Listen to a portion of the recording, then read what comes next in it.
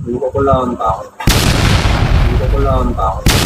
Yung voltage mismo, wala akong masabi. Yung voltage mismo, wala. Oo. Perfect yun. Ang ayaw ko lang doon, yung pinakita yung labasan ng ultramagnetic tap. Pag ayaw ko lang, parang ang beat. Isang gano'n mo lang doon, butas yun. Diba? Basic Tapos, cooler. yung voltage pag yung design maganda. Ayos, maganda yung may bigat, may gravity. Animator director.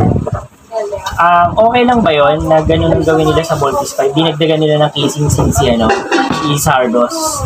Tsaka Si Sandra kasi, tunay na voltage pag may gusto talaga kayo ngayon sa Sardo. Siguro, naisip nila na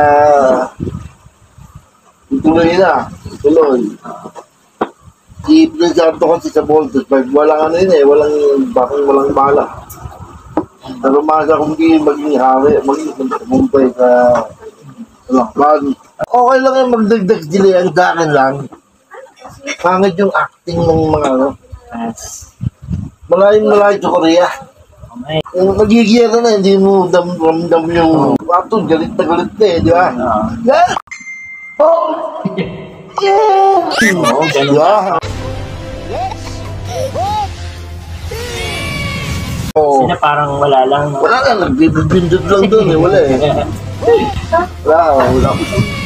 Si Commander Robinson, Yun, anong malam niya, ang beach. Hindi kasi ganun si Commander Robinson Ganda yung effects, maganda yung iba. Yung mga pagsabog lang, medyo tama yung uso ko. Pero kung para sa ibang nagawa, okay na yan, di ba? I-rate natin siya, 1 to 10, highest is 10. Ikaw. 1 to 10. Bro. Para sa isang GMA 7 project. 6. Ikaw. 7. 7. Si RJ. Kasi yung 1 to 10 ng 7, lahat ng 7, hindi siya lumalambas ng 4. Wow, malaki na yung 6. Oo, 6, malaki na yun. Ikaw. 6 din na yun na 6 din kay 7 din ako kasi hindi naman ako animator. Hindi ako animator. So, para sa akin, i-level ko lang na, masaya na ako doon. Kasi hindi ako magaling Pag gumagawa kasi ng sabi mo, world class, di ba? Pinagmamalaki na lang, world class. Huwag mong tirahin sa special effects lang. Dapat overall. Overall, yung lahat, yung istorya, acting. Oo. Dapat nakita niyo yung sound ng salita. Tama din, tama. Pangit ng sound. Yung delivery, no? Hindi, pati yung sound quality. Hindi maganda, hindi malinaw. Difference Sardo, hindi mo siya katatakutan. Oo nga parang dapat katatakutan mo si parang nilagyan lang ng costume, nagbasa ng script, ganun lang. Hindi siya, in character talaga. Lang sa pogi. Pero alam mo, napipisil-pisil ko dyan, si Baron Guys din sana magandang Prince Sardos. Yun, pwede kasi pwede. Matanda na si Baron. Yun nga lang. Matanda na. Tsaka yung nanay bro, nakuha nila yung yung bomb. Yung nanay kamukha. Yung nanay kamukha.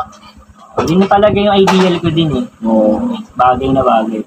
Kasi parang bata pa siya si Dennis William, parang maging tatay nila Diba? Ilang anak yun Diba?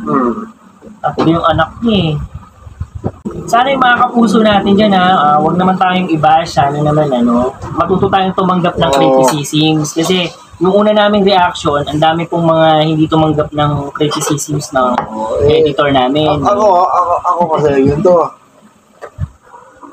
Hindi talaga ako pinagmumukha kung kapuso o pamilya. Ito maganda, purihin natin. Pag maganda, i-supportahan natin. Pero pag pangit, huwag tayo magbulag-bulagan kasi kawawa yung industry natin Nagasto sa inyo. Kawawa wala na tayo pag malaki sa Korea Tama. Diba? Naungmusa na tayo. Yan. Dapat, alam niyo ba itong may review lang ako alam niyo ba noong 1950s pababa o 60s pa baba. Dito nag-aaral ng filmmaking ang buong Asia.